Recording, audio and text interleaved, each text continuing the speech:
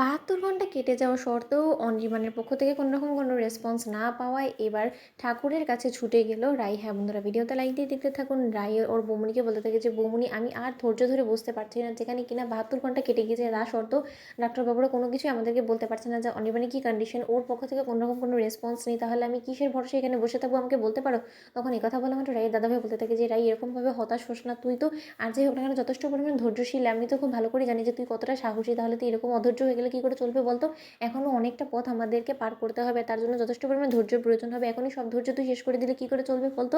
তখন রাইয়ের বৌমনি বলতে থাকে যে রাই, আমি বুঝতে পারছি একজন স্ত্রী হিসেবে স্বামীর এই অবস্থা থেকে কী করে একটা স্ত্রী নিজের মনকে স্থির রাখতে পারে, আমি খুব ভালোভাবে বুঝতে পারছি। কিন্তু তা সত্ত্বেও রাই, তুমি একবার ভেবে দেখো না, আমরা যদি এখন ডক্টরবাবুকে গিয়ে বারবার করে বিরক্ত করি, তাহলে ডক্টরবাবুদের হাতে তো কোনো কিছু করার নেই, তাই না? যদি সত্যিকার অর্থে মানে কোনো রকম কোনো রেসপন্স থাকতো, তাহলে ডক্টরবাবু এসে নিশ্চয়ই আমাদেরকে জানাতো। তখন এই কথা বলা মাত্র ডাক্তারবাবু এসে যখন হঠাৎ করে রাইকে বলতে থাকে যে দেখুন, ৭২ ঘন্টা কেটে গিয়েছে, আমরা ৭২ ঘন্টা ওয়েট করা সত্ত্বেও যখন পেশেন্টের পক্ষ থেকে কোনোরকম কোনো রেসপন্স পাইনি, তাহলে আমরা প্রায় ধরে নিতে পারি যে আমরা আশার নিজেদের থেকে ছেড়েই দিয়েছি। কারণ একমাত্র এখন ঠাকুরের উপরে আমাদের শেষ আস্থা, যদি ঠাকুর পারে তাহলে একমাত্র ফিরিয়ে দেবে, এছাড়া আর কোনো মতেই সম্ভব না। I am really very sorry to say রাই।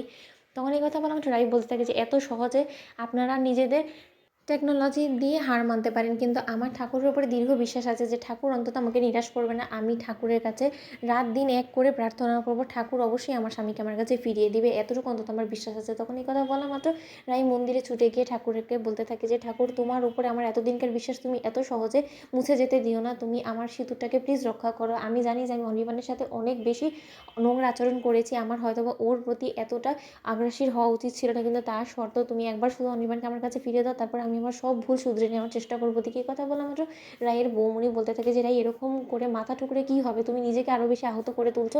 তাতে আর যাই হোক না কেন অনির্বাণ তো কোনো মতেই তোমার কাছে ফিরে আসবে না, তাই না? তুমি ঠাকুরের কাছে মন থেকে প্রার্থনা করো, দেখবে ঠাকুর ঠিকই তোমার প্রার্থনায় সাড়া দিবে। তখন নীলু আড়ালে দাঁড়িয়ে বলতে থাকে যে দিদিভাই, যতই তুই মাথা কোটার চেষ্টা করিস না কেন, যতই তুই রক্ত দিস না কেন, ঠাকুর আর এবার তোর চাওয়াতে কোনো মতেই সাড়া দিবে না। কারণ ঠাকুর নিজেও জানে যে আর যাই হোক না কেন আর কোনো দিনও তোর ডাকে সাড়া দিবে না, এতটুকু তো আমি তোকে গ্যারেন্টি দিয়ে বলতে পারি। ওদিকে স্রোত সার্থককে জড়িয়ে ধরে বলতে থাকে যে স্যার, কেন ঠাকুর সবসময় আমার দিদিভাইয়েরই পরীক্ষা নেয়, বলতে পারেন আমার দিদিভাই যবে থেকে অনির্বাণ দাদাভাইয়ের জীবনে গেছে তবে থেকে একের পর এক অগ্নি পরীক্ষাটা দিয়েই চলেছে।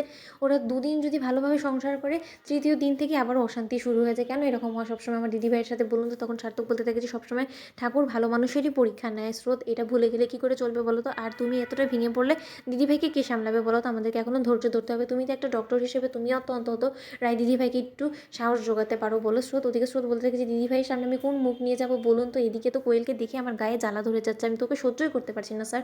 তোমাদের ভিডিওটি ভালো লেগে থাকলে লাইক কমেন্ট শেয়ার করে সাবস্ক্রাইব করতে ভুলো না।